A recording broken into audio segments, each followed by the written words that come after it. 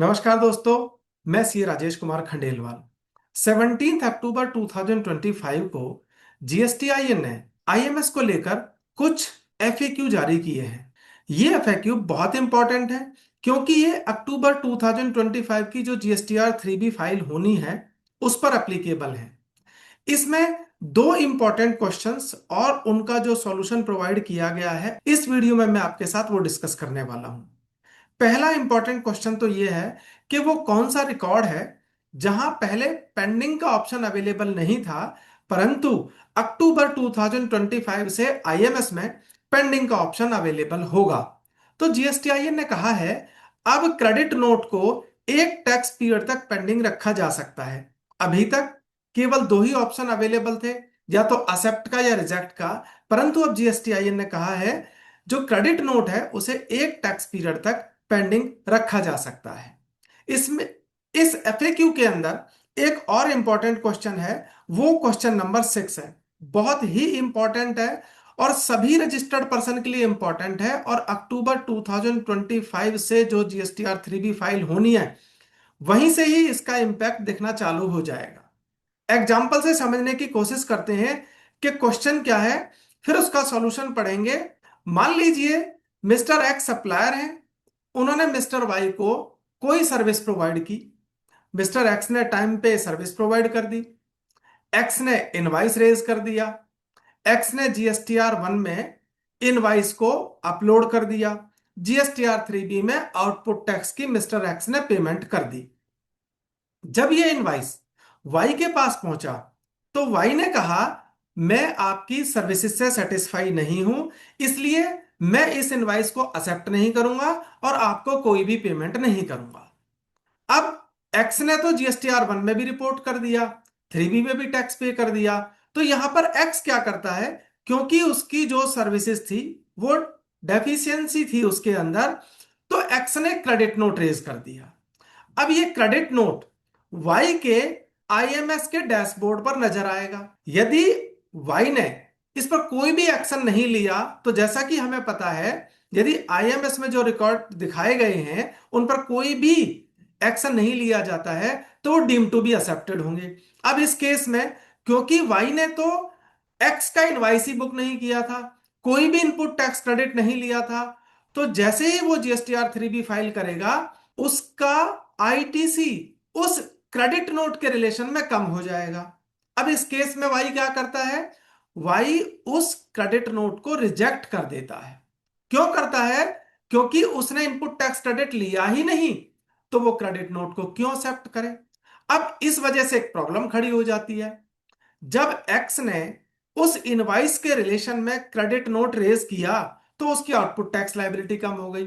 अब क्योंकि वाई ने इस क्रेडिट नोट को रिजेक्ट कर दिया तो एक्स के नेक्स्ट टैक्स पीरियड की जीएसटीआर 3B में उसकी आउटपुट टैक्स लायबिलिटी में ये लायबिलिटी ऐड होके आ जाएगी।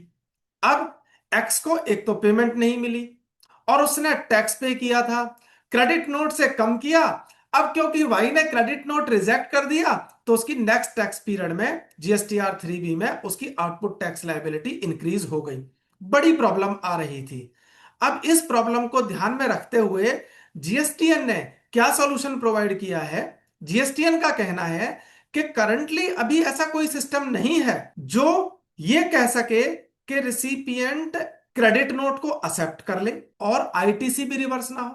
प्रेजेंट में तो क्या सिस्टम है, यदि उसने क्रेडिट नोट को एक्सेप्ट कर लिया तो रिसिपिएंट का आईटीसी कम होना ही होना है। अब अक्टूबर 2025 टैक्स पीरियड से जीएसटीआईएन ने क्या ऑप्शन दिया है, जब वाई उस क्रेडिट नोट को एक्सेप्ट करेगा तो उसको ऑप्शन दिया जाएगा। क्या ऑप्शन दिया जाएगा, उसको ऑप्शन दिया जाएगा whether ITC need to be reduced for the selected records. जो क्रेडिट नोट जो सिलेक्टेड रिकॉर्ड है यदि उसको एक्सेप्ट किया जाता है तो क्या आईटीसी का अमाउंट कम किए जाने की जरूरत है, रिड्यूस किए जाने की जरूरत है, रिवर्स किए जाने की जरूरत है। यह क्वेश्चन पॉपअप होगा। अब रिसिपिएंट को डिसाइड करना है कि उसको आईटीसी कम करना है या नहीं करना। यदि रिसिपिएंट ये डिसाइड करता है no no ITC need to be reduced, क्योंकि जब उसने कहा कि क्या आपको आईटीसी को रिड्यूस किए जाने की जरूरत है तो अगेन उसके पास में दो ऑप्शन होंगे, यस या नो। अगर उसने ऑप्शन ऑप्ट किया नो का, मींस कोई भी आईटीसी रिड्यूस किए जाने की जरूरत नहीं है, तो क्रेडिट नोट को पहले वो एक्सेप्ट करेगा और नो करते ही वाई का कोई भी आईटीसी कम नहीं होगा और एक्स की output tax liability next period की जो जीएसटीआर 3 भी वो फाइल करेगा उसमें कोई भी लायबिलिटी इंक्रीज नहीं होगी। अब दूसरे पॉइंट पे आते हैं। यदि रिसिपिएंट ने यस का ऑप्शन सिलेक्ट किया तो उसके पास में दो ऑप्शन अवेलेबल होंगे। क्या उसको पार्शियली आईटीसी रिवर्स करना है या उसको फुल आईटीसी रिवर्स करना है। यदि उसको पार्शियल आईटीसी रिवर्स करना है तो उसको अमाउंट फिल करना पड़ेगा कि कितना उसको आईटीसी रिवर्स करना है। जितना वो अमाउंट उस ऑप्शन को अवेल करने के लिए फिल करेगा उतना ही आईटीसी कम हो जाएगा। और यदि उसने पार्शियल रिवर्स नहीं किया, यदि उसने पार्शियल अमाउंट वाला ऑप्शन ऑप्ट नहीं किया या अमाउंट डाले बिना उसको एक्सेप्ट कर लिया, तो इसका मतलब यह हो गया कि पूरा का पूरा अमाउंट, पूरा का पूरा जो आईटीसी है वो रिवर्स करना है। देखिए मैं दिखाता हूं यहां पर क्या लिखा हुआ है। In case of partial reversal is required, once the recipient select yes, then recipient will get an option to declare the amount of ITC which need to be reversed for the selected period। जब yes select कर लेगा तो उसको कितना amount ITC का reverse करना है उसका ऑप्शन दिया जाएगा।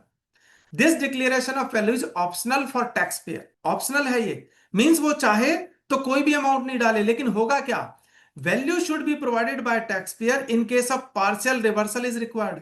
वैल्यू केवल तभी प्रोवाइड करनी है जब पार्शियल रिवर्सल रिक्वायर्ड हो। In case where recipient to reverse full ITC, then recipient taxpayer will proceed by selecting the option yes without declaring any value। कोई भी वैल्यू डिक्लेयर नहीं करनी और उसने यदि एक्सेप्ट कर लिया, यस कर लिया, कोई वैल्यू डिक्लेयर नहीं करनी है, तो जो वाई है रिसिपिएंट है उसका उस क्रेडिट नोट के रिलेशन में पूरा का पूरा आईटीसी रिवर्स हो जाएगा। एक और एग्जांपल से इसको समझने की कोशिश करते हैं। सप्लायर ने जो एक्स है उसने वाई को गुड्स सप्लाई की। अब जो गुड्स वाई को मिली उसने क्या किया, वो उसकी क्वालिटी से सेटिस्फाई नहीं था और उसने उस इनवाइस को 80,000 की टैक्सेबल वैल्यू में पास, और वाई ने क्या किया 80,000 की टैक्सेबल वैल्यू के हिसाब से पास करके उसके अकॉर्डिंग ही टैक्स कैलकुलेट किया और उसके अकॉर्डिंग ही आईटीसी लिया। अब वाई ने तो क्या किया 80,000 के अकॉर्डिंग आईटीसी ले लिया। अब जो सप्लायर एक्स था उसने तो 1 लाख रुपए का इनवाइस रेज किया था। अब वो क्या करता है, वो 20,000 का क्रेडिट नोट रेज करता है। वो 20,000 का क्रेडिट नोट वाई के आईएमएस के डैशबोर्ड पर आएगा। अब यदि वो उसको रिजेक्ट कर देता है तो मैं पहले ही आपके साथ डिस्कस कर चुका हूं, जो एक्स का आउटपुट टैक्स कम हुआ था क्रेडिट नोट रेज करने की वजह से, वो नेक्स्ट टैक्स पीरियड में आउटपुट टैक्स उतना इंक्रीज हो जाएगा। अब इस केस में वाई को क्या करना चाहिए, वाई को करना चाहिए कि यस क्रेडिट नोट को वो एक्सेप्ट करे और वो क्या करे, जब उसके पास ऑप्शन आए कि कोई आईटीसी के अमाउंट रिड्यूस किए जाने की जरूरत है, उसको नो ऑप्शन सिलेक्ट करना चाहिए, यानी कोई आईटीसी का अमाउंट रिड्यूस नहीं करना। इस केस में उसका आईटीसी का अमाउंट रिड्यूस नहीं होगा और जो एक्स है उसकी नेक्स्ट टैक्स पीरियड में आउटपुट टैक्स लायबिलिटी इंक्रीज नहीं होगी। ये बहुत बड़ी प्रॉब्लम थी और बहुत शानदार सॉल्यूशन दिया। और ये जो ऑप्शन दिया गया है पेंडिंग रखने का और पार्शियल या फुल रिवर्सल करने का, ये अक्टूबर 2025 टैक्स पीरियड से अवेलेबल है। तो मेरी आप सभी से रिक्वेस्ट है, जो भी रजिस्टर्ड पर्सन अपनी जीएसटीआर 3 फाइल करे इस टैक्स पीरियड में अक्टूबर 2025 वाली, जब वो 20 नवंबर को जीएसटीआर 3 फाइल करेंगे, तो प्लीज क्रेडिट नोट के रिलेशन में इस एफएक्यू को ध्यान में रखें। दोस्तों आपको मेरा वीडियो कैसा लगा, प्लीज वीडियो को लाइक करें, शेयर करें, यूट्यूब चैनल को सब्सक्राइब करें। Thank you very much.